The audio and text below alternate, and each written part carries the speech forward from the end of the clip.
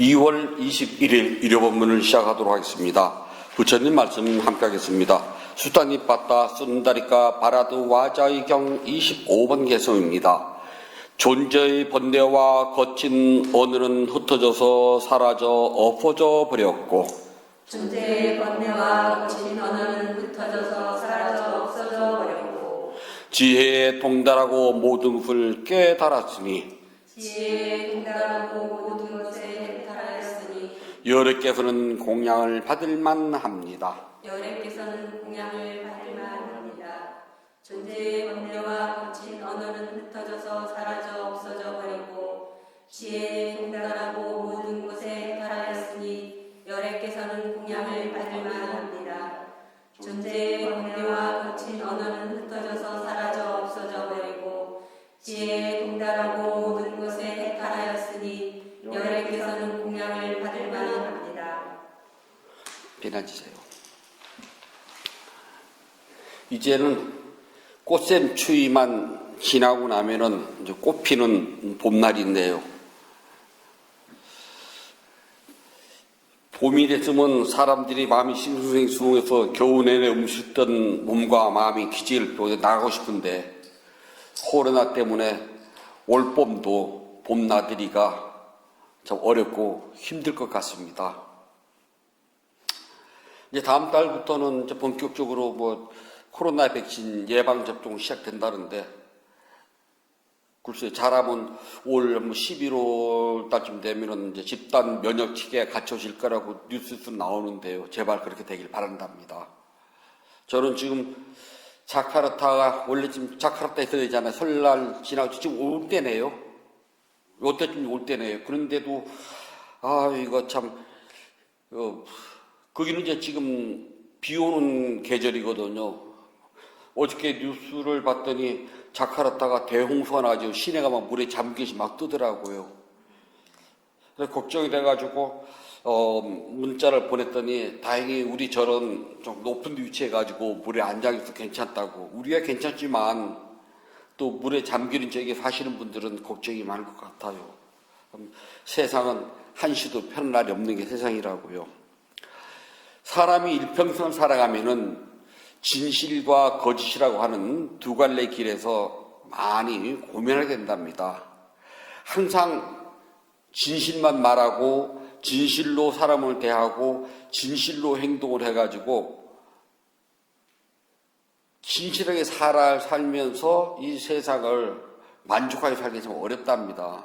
진실하면은 세상 살기는 힘들고 벅차요. 그래서 불자들은 세상을 좀 참되고 진실되고 살고 말하고 행동하고 이렇게 하고 싶지만은 진실한 것을 가지고서 물건 뭔가 얻어가지고 세상 살기가 진짜 어렵거든요.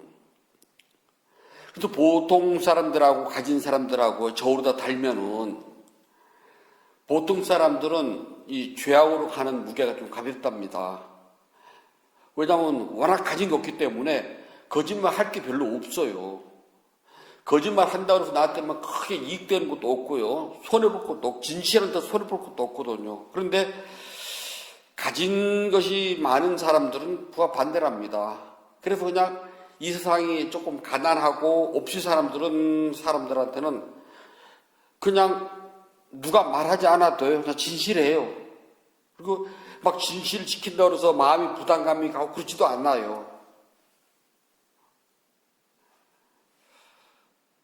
왜냐하면 없는 사람들은 지킬 게 없거든요. 거짓말 할 필요가 없어요. 그런데 가진 게 많으면은 자기 것을 지키기 위해서 거짓말 해야 됩니다. 지금 저희가 길에 나가서 로또 한 장을 산다고 해서요. 다음 주에 탁 당첨돼가지고 갑자기 벼락부자 된다는 그 확률 거의 없거든요. 그냥 로또 복권 한 장을 사도 그냥 일주일 동안 그냥 막연한 그냥 희망과 막연한 기쁨을 가지고 일주일 사는 것이 그뿐이지 또 다른 생각은 없어요. 그리고 로또 복권 내가 한 장 샀는데 거짓말 할 수 없잖아요. 내가 이거 당첨되면 술 한 잔 사줄게, 밥 한 끼 사줄게. 다음 주가 됐어요. 밥도 안 먹고 술도 안 사면 당첨 안 됐다는 소리잖아요. 너무나 간단해요. 근데 당첨이 됐으면 그것도 1등으로요. 나 1등 당첨됐으니까 술 사줄게, 밥 사줄게 소리가 잘 안 나온다네요. 당첨된 사람 대부분 그래요. 당첨이 되는 순간 생각이 바뀐다 그러네요.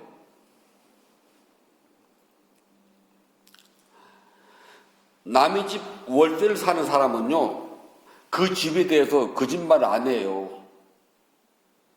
근데 내가 이 집을 가지고 있는 소유주라면은요, 거짓말을 해요. 왜냐하면 더 받아야 되니, 올려야 되잖아요. 근데 예를 들어서 홍수 때 우리 집이 물이 잠겨도 안 잠기다 그래야 되고요. 천장이 새도 안 샌다 그래요. 근데 월세 사는 사람은 새면 진짜 새는 거고, 안 새면 안 새는 뿐이거든요. 근데 집 주인 입장에서는요,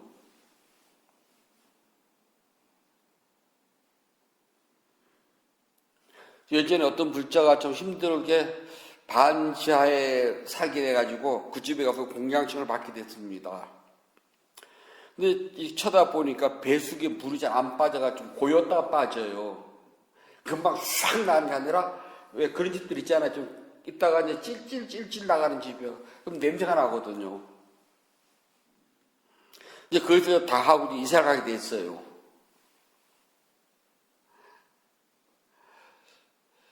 나는 전세만 돈만 받아서 나가면 되잖아요. 그럼 다음 사람 들어 살아야 되잖아요. 주인 입장에서는. 근데 주인 입장에서 뭐라 그럴까요? 집 무조건 좋다고 그러죠. 이분한테는요, 그냥 말하지 말라 그래요. 너 돈 줄 테니까 나가시라고. 가지면은 가진 것만큼 지키기 위해서요, 진실과 자꾸 멀어진답니다. 돈도 명예도 권력도 크면 클수록 그렇답니다. 그래서 남에게 진실해지기 이전에 내가 가진 것을 지켜야 되기 때문에 그냥 보이지 않게 거짓말을 하고 조금씩은 속여요.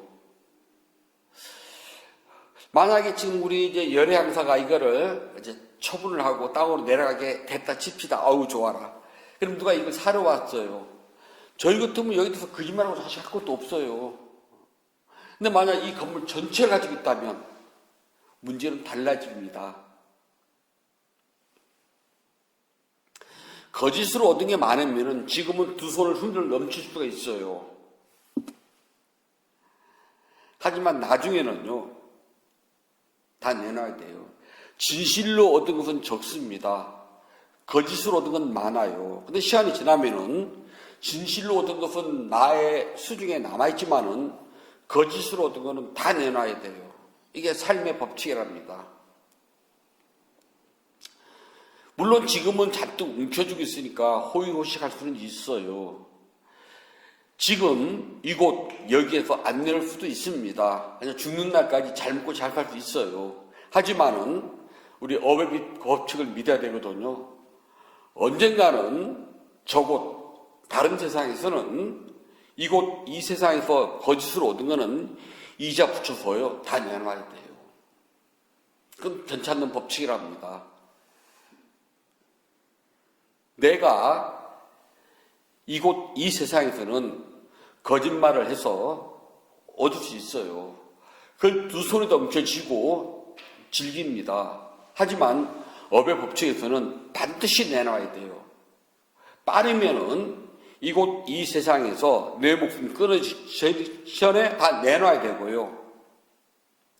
만약에 내가 안 내놓으면 지금 다음 생 언젠가는 저곳 다른 세상에서는 이자 붙여서요 몽땅 전부 다 내놔야 돼요. 이게 업의 법칙이랍니다. 그래서 부처님 법을 믿고 따른 불자들은요 이 세상 가장 용기 있는 사람이에요. 왜냐하면은 거짓말을 해가지고 얻은 게 많으면요 자존감이 떨어져요. 그걸 지키기 위해서 계속 거짓말 해야 되거든요. 그래서 사기꾼은 제일 먼저 자기한테 사기를 친답니다. 자기한테 사기를 못 치면은 다른 사람도 알아요. 거짓말 한다는 것을. 그런데 자기한테 먼저 사기를 치고 자기한테 거짓말을 한 사람은 남들이 모른답니다. 보통 사람들은 거짓말을 하면은 얼굴 빛깔과 눈의 빛과 말이 흔들려요. 그래 남들이 알아요. 저하고 좀 살아본 사람들은 제가 거짓말 할 때는 금방 안다 그래요.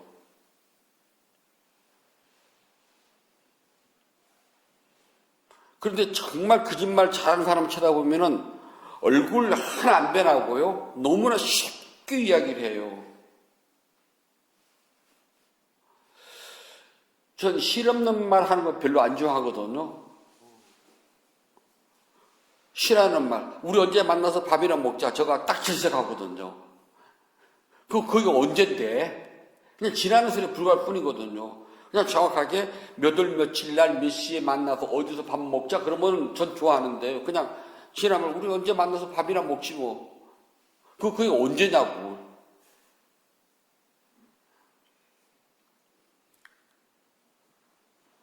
아주 딱 질색하거든요. 그 다음에 정말 실없는 소리를 너무나 쉽게 하는 사람 보면 한참 얼굴을 봐요. 근데 그 사람들은 얼굴에 표시가 안 나요. 전 실없는 소리 진짜 안 좋아하거든요. 그러면은 제가 실없는 소리 안 해봤기 때문에 제가 실없는 소리 하면 얼굴이 흔들린답니다. 그렇게 거짓말을 하고 실없는 소리를 하게 되면은요, 이 세상은 그런 사람들이 재밌게 살아요. 하지만 그들은 자존감이 약해요. 자기가 실없는 소리하고 거짓말 한다는 걸 알거든요.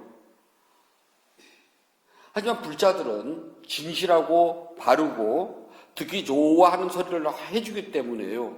자존감이 강하답니다.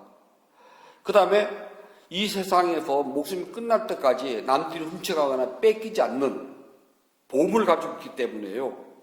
정말 좋아요. 그걸 우리는 꿰뚫어 보는 통찰지혜라고 그래요. 그걸 가지고 있는 불자들은 정말 자존감이 강해요. 내가 이 세상에서 만들어진 재물은 갖지 못했지만은 내가 갖지 못하는 나는 법을 가졌거든. 거기서는 당당하면요. 이 세상 무엇과도 비교 못해요. 내가 법을 가지고 있는데 내가 법을 아는데 도대체 뭐가 끌려요? 돈? 다 놓고 가야 돼요. 당장 몸이 아파봐요. 치매에 걸렸어요. 그분들 보면은 아무리 부자라도요. 그 돈 자기한테는 아무 쓸모 없어요.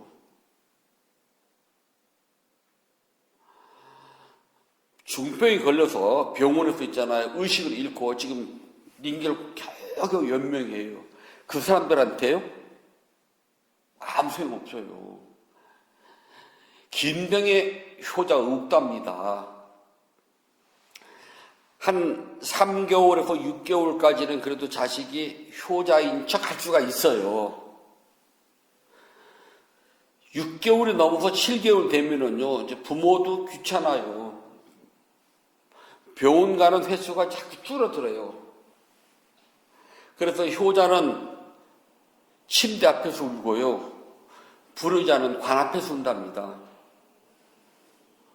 시간이 지나면은 다 귀찮아져요.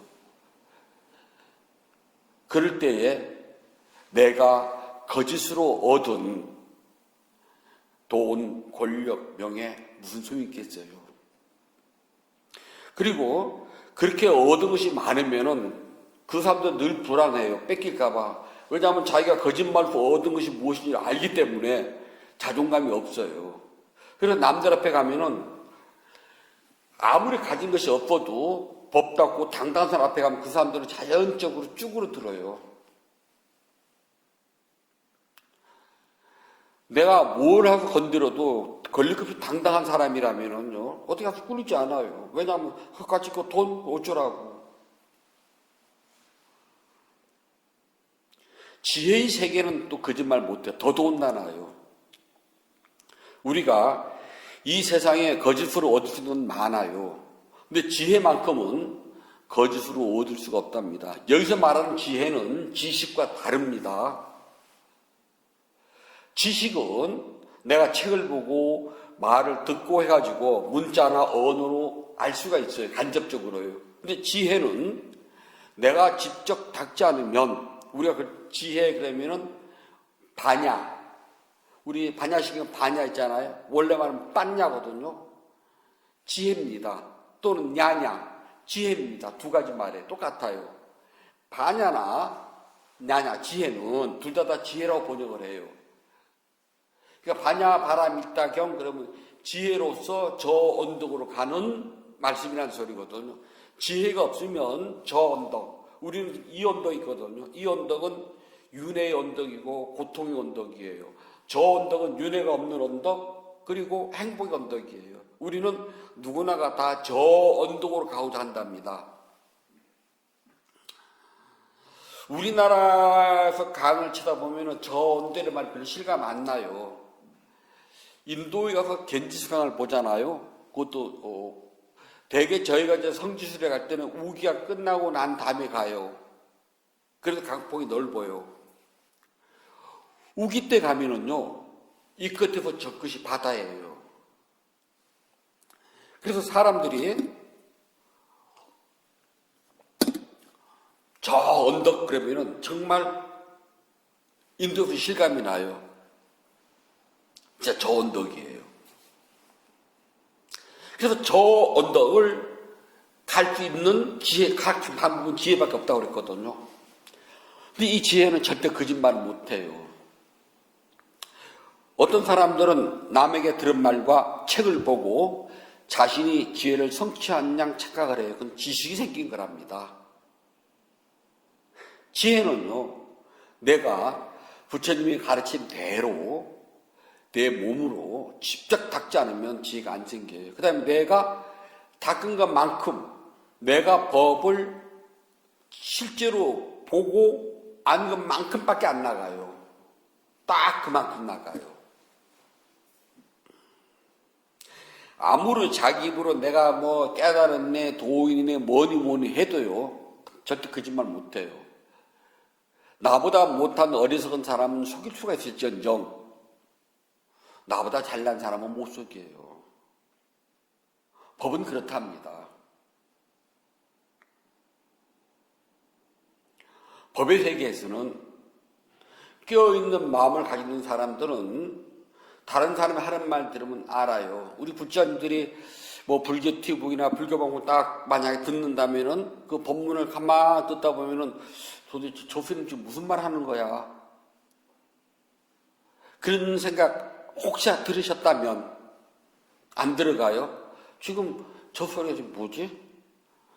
저분이 깨달았다고 그러는데 어떻게 깨달은 사람도 저런 말을 하지? 하고 이해가 안 될 겁니다. 지혜가 열리면은 자기가 본 지혜만큼 사물이 보이거든요. 법이 없는 사람과 있는 사람의 차이는요, 법을 본 사람은, 법을 아는 사람은 진실해서 그것만큼 보여요. 그래서 법의 세계에서는 거짓말 못해요. 그래서 법이 없는 사람이 법이 있는 사람을 보게 되면 자존감이 없기 때문에 금방 무너져요. 어떤 스님 하나 만났는데 자기가 깨달아가지고 자기가 수행법을 하나 만들었답니다. 그래서 자기가 만든 수행법대로 하면 반드시 금방 깨달을 수가 있답니다. 그래서 저한테 자기가 만든 수행법을 가르쳐 주겠다고 그래요. 그래서 그건 필요 없고 당신 스님 맞아요? 하고 물어봤죠. 맞대요. 그러면 당신에게 제일 위대한 스승이 누굽니까? 그랬더니 자기래요. 그럼 걔는 어디서 받았어요? 우리에게 제일 위대한 스승은 부처님이라는 말이 나와야 돼. 자동적으로요. 우리는 부처님 제자잖아요. 그래서 우리는 불교를 믿어요. 즉 불교라는 말은 우리가 이해를 잘못했는데 부처님의 교, 가르침, 붓다, 쌌싸나거든요. 부처님께서 직접 가르친 그 가르침을 우리 믿는 사람들이, 불교도 부처님의 가르침을 따르는 사람들이거든요. 그러면 우리가 말하고 행동하고 수행하고 하는 모든 의식은 부처님께서 말씀하신 그 틀을 벗어나면 안 돼요. 그 틀을 벗어나면 우리는 불교라고 그러지 않고 외도라고 그러거든요. 그러면 내가 하나 만들어냈다면 무슨 소리예요? 대한민국 사는 사람은 대한민국에서 만든 헌법, 그리고 대한민국에서 만든 이런 법을 우리는 다 공통적으로 믿고 따라요. 근데 내가 만약에 여기에서 대한민국에서 만든 헌법이 아니라 내가 헌법을 하나 만들었어. 그럼 난 이걸 믿고 살 거야. 한다면 옛날부터 그게 역적이에요. 내가 대한민국에 살면서 난 미국 법을 난 믿고 딸 거야. 그럼 미국 가서 살면 돼요. 똑같거든요. 한 가정에서요, 아버지 어머니가 너는 아직 미성년자이기 때문에 너의 통금 시간은 저녁 8시야. 8시 전에는 반드시 집에 들어와야 된다. 라고 이야기했어요. 근데 이 아이가 뭐라냐면, 엄마 저 옆집은 밤새도 괜찮대. 근데 엄마 아빠만 그래? 그럼 간단히 그 집 가면 돼요. 너는 그 집 아들, 딸이 아니라 나의 집, 나의 아들, 딸이잖아요. 너를 위해서 누가 돈을 벌어서 밥을 먹여주고 재워주고 입혀주고 하니 그게 제일 중요한 문제잖아요. 법당에는 부처님을 모셔놓고 자기가 자기만의 수용법을 만들어서 가르쳐 준다면 굳이 그럴 일도 뭐 자기 얼굴 하나 만들어서 올려놓으면 되잖아요. 아니거든요. 그걸 보고 우리는 뭐라 그러냐? 사기꾼이라고 그래요. 종교를 빙자한 사기꾼. 그러면서 이야기 조금 하다 보면은 자기 스스로 벽에 딱, 그 합리적인 이야기잖아요. 벽에 딱 붙어서 알아요. 그때부터 그런 사람들은 자존감이 금방 무너져요. 우리가 말하는 이 자존감은요, 불자들이 자존감이 없거든요. 어디 가서 뭐 종교 믿어요. 그러면 불자들이 당당하게 저 부처님 제자예요. 불교 신자 소리를 잘 안 해요. 엉망덤벙 넘어가지. 그 이유가 내가 믿는 나의 스승의 가르침에 대한 확신이 있지 않아서 그래요. 불교 왜 믿어요? 우리 아주 간단하거든요. 깨달음 성취를 위해서 믿어요. 왜 깨달음의 성취를 위해서 믿어요? 고통의 세계로부터 자유를 얻습니다. 똑부러지게 나와야 되는데 이 말이 안 나오니까 헤맬 수밖에 없는 거예요. 그래서 자존감이 급속 떨어집니다. 그렇게 깨끗하는 소리가 뭐냐? 그냥 복 빌려고 믿는 게 되거든요. 복 빌려고 믿는 거는요. 하다못해 동네 앞에 고목나무한테 비롯돼요. 된다니까요. 사실 엄밀히 따지면은 이거는 미시냐, 저는 라고 말할 수가 없어요. 보이지 않는 신에게 믿는 것, 비는 것이나 무당에 보이지 않는 신에게 비는 거랑 뭐가 다를까요? 생존에 어떤 인간을 대사하는 놓고 복을 달라고 비는 거나 보이지 않는 신에게 비는 거랑 뭐가 다르냐고요.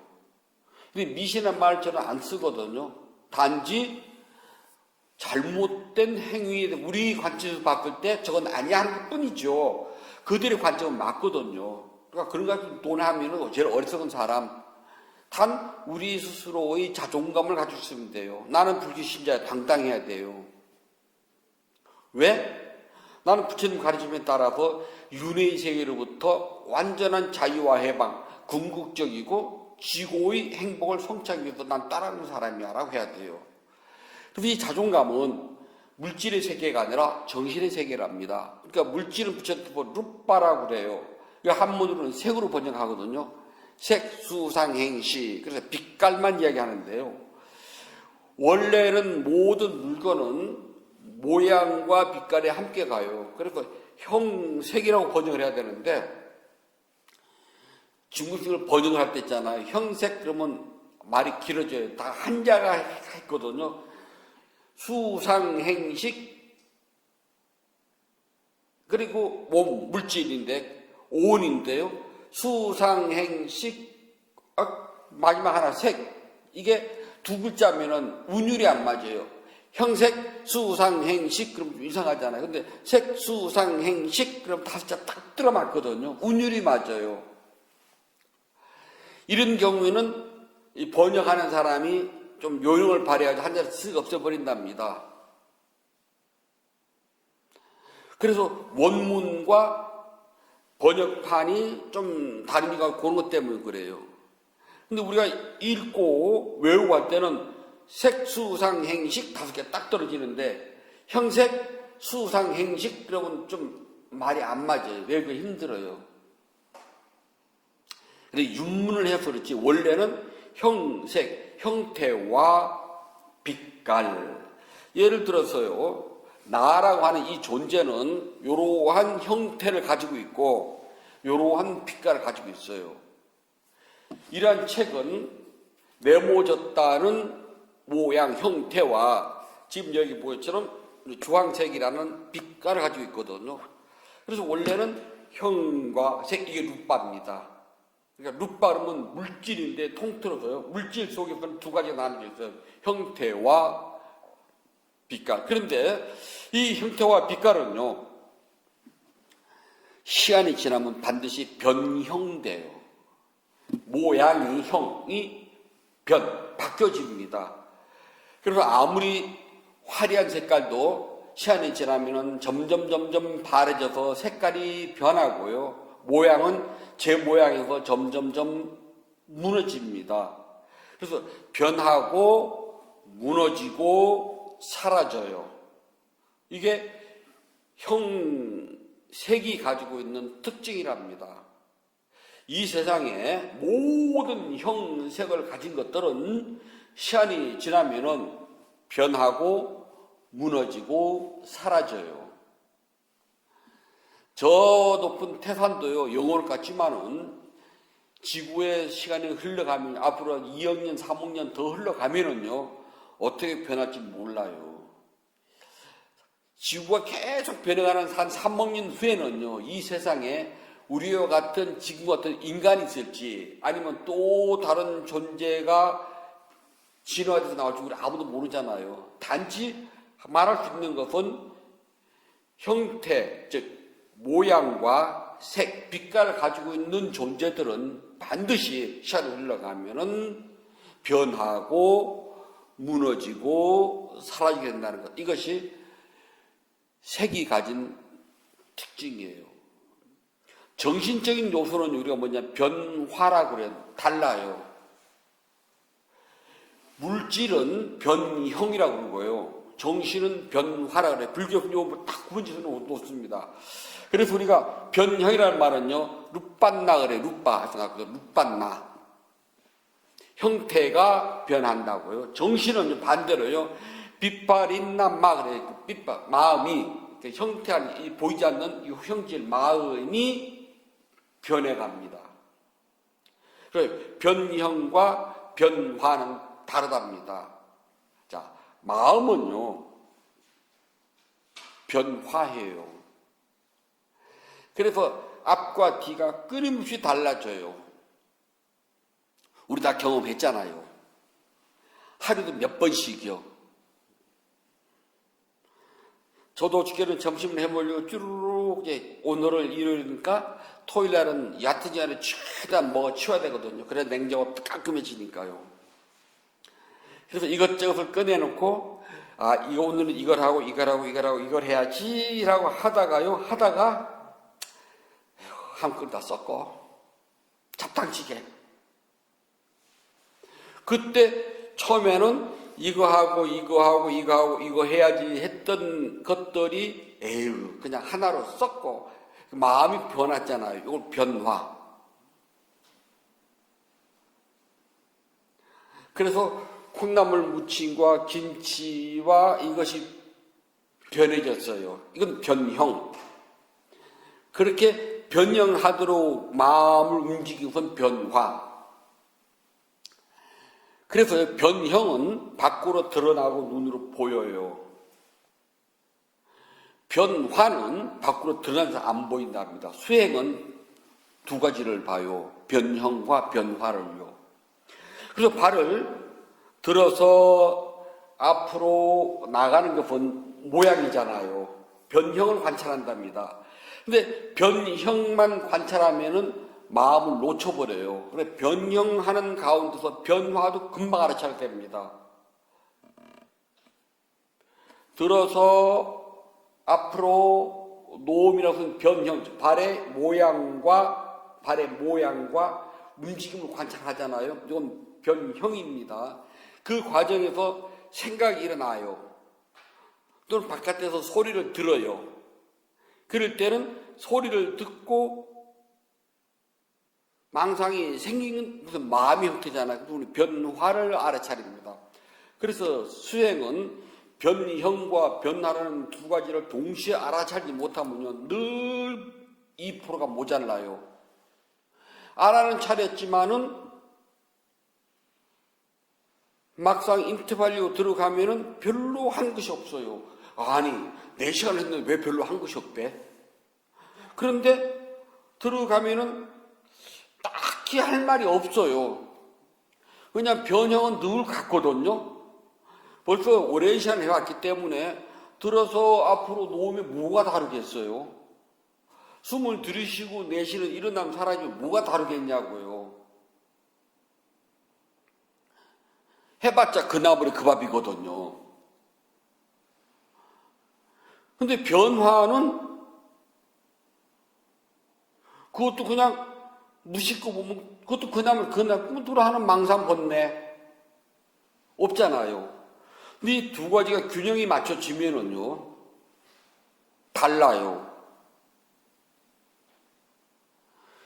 여자들이 이 앞머리를 자르잖아요.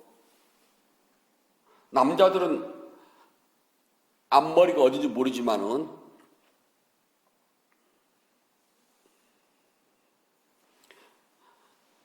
근데 가끔 이렇게 이제 예전에 이제 아이들하고 이제 그 중고등학생들 데리고서 이제 여름방학, 겨울방학 때문에 그전에는 이제 수련대회를 갔어요. 저희 젊었을 때는.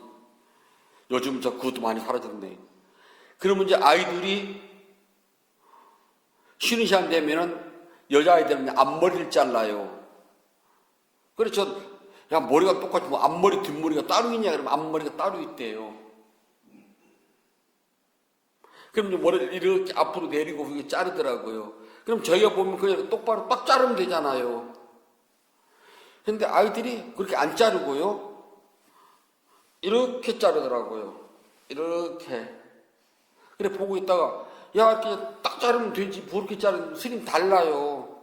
이렇게 자르는 거하고 이렇게 가위가 앞에 중심을 잡아서 이렇게 밑으로 내려오는 것과 밑에서 위로 올라가는 것, 또 똑바로 달라요 그러더라고. 뭐가 다르니 자르는데, 근데 다르대요. 제가 볼 때는 늘 그 머리 같더구만. 그런데 이렇게 위에서 밑으로 이렇게 자른 것과 밑에서 위로 이렇게 자른 것이 아이들은 다르대요. 그래요? 아이들은 다르대요. 그리고 이제 쟤네들끼리 막 하잖아요. 나 어떠니 그러게. 그러면 또 유독 또 솜씨 좋은 금손들이 있으면 걔한테 또 잘라달라고 그러거든요. 그래서 한 아이를 보면은 걔가 이제 그 여자애들 거의 머리 거의 다 잘라줘요. 걔는 잘 잘라요. 배웠니? 그러면 안 배웠어도 엄마 딸은 미자원 한번 하는 거 보니까 딱 자기도 하겠더라는 거. 그래서 자기도 한대 이렇게. 그런데 야 머리 이렇게 자르면 됐지. 이거하고 뭐가 달라요. 이렇게 자르는 거하고 이렇게 자르는 거. 위에서 밑으로 내려가서 이렇게 자르는 것하고 이렇게 한 번에 자르면 안 된대요. 야 이렇게 쓸어내려서 한 번에 딱 자르면 가지는 하잖아. 조금씩 자르면 다 층이 생기고 오히려 제 생각도 있잖아요. 조금씩 층이 생기지 않으면 다르대요. 하여튼 다르대요. 그래서 다 자르고 나보면 저는 똑같은데 아이들은 다르다고 그래요. 이쁘게 잘랐다고. 수행도 그래요. 발과 배에 들어서 앞으로 넘어가고 나가는 것과 배가 부풀어 오르고 배가 꺼지는 것은 형태입니다. 형태만 관찰해서도 안 되고요. 그러니까 뭐 마음의 변화만 관찰해서도 안 되거든요. 두 가지가 동시에 나가야 돼요. 근데 어느 순간 가게 되면은 몸의 형태에 대해서는 일어나면 사라짐 외에는 다른 것이 생기질 않아요. 아주 평이하게 일어나면 사라짐만 집중을 해요. 그러면은 워낙 고요해가지고 일어나면 사라짐 외에는 다른 게 없거든요. 몸의 변화가. 변화가 아니지. 물론 변형인데요. 우리 이거 착각해서 이야기하는데 몸의 변형 더 이상 없어요. 그냥 아주 단순하게 숨을 들이쉬면 배가 나오고 숨을 내쉬면은 배가 들어. 이게 전부 다예요. 그런데 그 사이에 아주 미묘하게 마음이 변화해요. 아주 미묘하답니다. 이렇게 변형과 변화를 잘 알아차리기 위해서 우리는 더 깊은 집중을 해야 되는데요. 대부분의 변형에 치우치면은 변화를 못 보고 변화에 치우치면 변형을 못 봐요. 몸의 움직임과 마음의 움직임을 정말 빠르게 둘 다 금방 알아차려야지만이 앞으로 나간답니다. 몸은 변형, 마음은 변화라 그래요. 그래서 마음이 변하는 것은 이건 마음이 가진 고유한 특성이에요. 그래서 몸의 변형은 느리답니다. 그래서 내가 알기가 쉬워요. 집중하기가 너무 쉽답니다. 편안해요. 그런데 마음의 변화는 워낙 빠르기 때문에 알아차리기 힘들고요. 그 다음에 시간이 조금 지나면 마음의 변화는 나한테 거짓말을 해요. 나를 속인답니다. 내가 속아 넘어가요. 그냥 알아차렸다고 생각만 한다면 실제로 알아차리지 못하고 망상 속에만 들어서 막 망상을 놀고 있는데 나는 그냥 알아찼다 생각해요. 그런 경우는 망상이 없어지지 않고 계속 찍찍 늘어난답니다. 바로 그 경우예요. 즉 내가 나한테 속임을 당한 겁니다. 그렇게 속임을 당하고 나면은 인터뷰에 들어가면은요 자신감이 없어져요.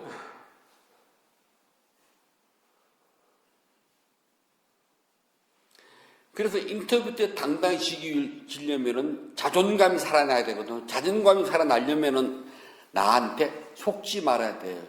세상에 제일 잘 속이는 게 누구냐? 내 마음이에요. 그놈이 나를 속이는 겁니다. 언제 할 수 있느냐? 아주 간단해요. 망상. 몸은 거짓말 안 해요. 아픈 거 정직해요. 아파요. 어떻게 거짓말을 해요? 허리가 아파요. 정직해요. 아파요. 그런데 이것도 좀 오래되면 거짓말을 해요. 호흡이 사라지고 안 보여요. 숨 안 쉬면 죽거든요. 그런데도 호흡이 전혀 안 보여요. 이제 몸도 나를 속인답니다. 근데 몸은 아무리 나를 속여도 있잖아요. 내가 어떻게든지 찾아보면 찾아와요. 찾을 수는 있어요. 근데 마음이 나를 속이면 찾아올 곳이 없어요. 잡을 데가 없거든요. 몸은 이 덩어리 형상은 덩어리있기 때문에 내가 잡아오고 찾아오고 할 수가 있어요. 눈에 보이고 만져보면 아니까요. 그래서 예를 들어서 호흡이 사라졌어요. 그럼 작은 호흡이라도 찾아보세요. 라고거든요. 그래서 정 안 되면은 살짝 배에다 손을 대고 찾아보면 찾으실 거예요. 라고 이야기해요. 그러면은 덩어리가 있으니까 찾아져요. 물론 그래도 못 찾을 수가 있겠죠. 거짓말 더 심하게 하면. 근데 그때는 그때고 지금은 찾아져요. 근데 마음은 형태가 없어요. 빛깔도 없고요. 나의 생각이라고 하는 영역 속에 머물러 있기 때문에요. 얘가 거짓말을 하면 난 놀아야 돼. 1시간도 놀아야 되고 하루도 놀아야 되고 뭐 한 달도 못 놀겠어요. 앉기는 하지만 탁 앉는 순간 망상의 나래가 쫙 펴지면서요. 저 안드로메다를 갔다 온답니다. 그리고 나서는 난 분명히 망상 알아차렸거든. 나 이름 붙여줬거든. 근데 이름 붙여줬는데 어떻게 안드로메다까지 갔다 온대? 안드로메다까지 갔다 올 때까지 나는 나한테 속임을 당한 거랍니다. 그렇게 속임을 당하고 나서는 인터뷰 때 들어오면은 자존감이 탁 떨어져가지고 할 말이 별로 없어요. 왜냐면 한 게 없으니까. 한 것은 망상평밖에 없거든요. 괜찮아요. 그래서 중생입니까? 안 그럼 누가 중생이래? 그래서 중생의 본질을 본 것뿐이기 때문에 당당해야 돼요. 오늘은 한 시간 내내 망상 피웠습니다. 전 그랬어요. 뭐예요? 오늘은 스님 그냥 하루 종일 망상만 피웠습니다. 알아차리네. 알아차리면 안 아프져요. 그럼 간단해요. 네가 알아차리면 느슨해서 그렇다. 그거 다예요. 딱 거기까지 맞잖아요. 정답을 가르쳐줬잖아요. 다른 건 무슨 말이 필요해요? 그래서 내가 나를 알게 되고 나의 자존심을 확보하게 되면은요, 다른 사람을 탓하지 않아요. 우리가 업을 짓는 순간 내가 주체가 돼서 모든 업을 짓습니다. 바꾸서 말하면 윤회를 결정하는 것도 나고 윤회에서 벗어나는 것도 납니다. 그래서 그것을 인정하면은 자존감이 쉽게 무너지지 않아요. 근데 그걸 인정하지 않고 남 핑계를 대면은 자존감은 무너진답니다. 수행자는 어떤 일이 있어도 당당해야 돼요. 망상 피운 것조차도 당당하게 이야기해야 된다니까요. 오늘 망상 피웠습니다. 또 가라고 안 되는 걸. 오늘은 진짜 하기 싫었습니다. 저도 그랬거든요. 앉아있으니까 한국 생각도 나고, 정말 내가 뭐 하는 싫었고, 정말 하기 싫고, 억지로 앉았었습니다. 그런 적도 있어요. 그랬으니까요. 그래서 오늘 아무것도 못했어요. 용기를 내려. 수행은 힘들단다. 밥 많이 먹고 끝.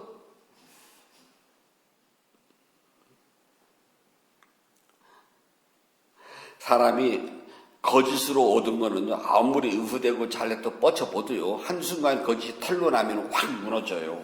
초라해진답니다. 그러나 지혜로서 얻은 거는요, 무너지질 않아요. 왜냐하면 이것은 사라지지 않는답니다. 어떤 불자님이 다른 집에서 살 때요, 젊었을 때 돈은 참 정말 싫다는 소리가 나올 정도로 돈을 벌어봤다고, 기사통당하게. 그런데 한순간에 투자를 잘못해가지고 쫄딱 망해가지고 정말 하루하루 못 깨서 심지어 산다고. 그래서 그 불자님 꼭 옛날에, 내 옛날에는 말이야, 막 집도 정말 다들 알아요. 옛날에는. 근데 지금은 사람이 어디서 뭘 하면 자꾸 뒤로 빼요. 초라해져요. 뭐 그런 경우 있잖아요. 막 옛날처럼 다 이렇게 써야 될 텐데, 그러지 못한 게 자기 스스로 자꾸 움츠러들게 사람 모이는데 잘 안 나가려고 그러고요. 법회 때 와도 저 뒷자리에, 옛날에 잘 나갈 때는 앞자리에 앉았는데 지금 이제 뒷자리에 앉으려고 그러고 사람들하고 이야기도 잘 안 하고요. 자존감이 무너지거든요. 그러니까 그렇게 생기는 자존감은요, 오래가지 못해요. 하지만 지혜로 이루어진 것은 어디를 가도 당당해요. 왜냐하면 세속적인 있고 없고는 나았구나 하나도 중요하지 않아요.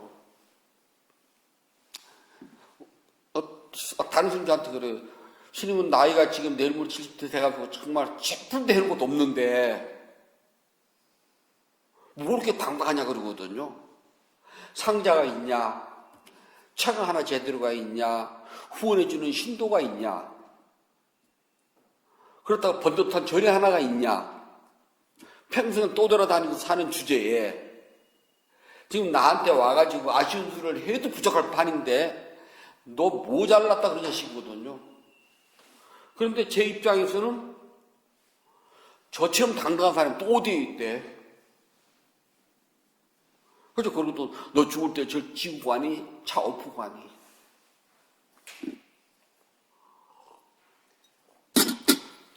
너 아파서 병원에서 혼수 상태가 되면은 상자를 손잡고 같이 병원에 누워 있을래?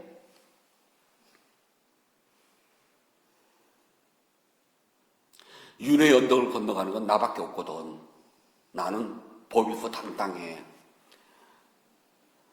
그러면 물어봐요. 그 법이 뭔데? 말이지도 넌 몰라. 정답이잖아요.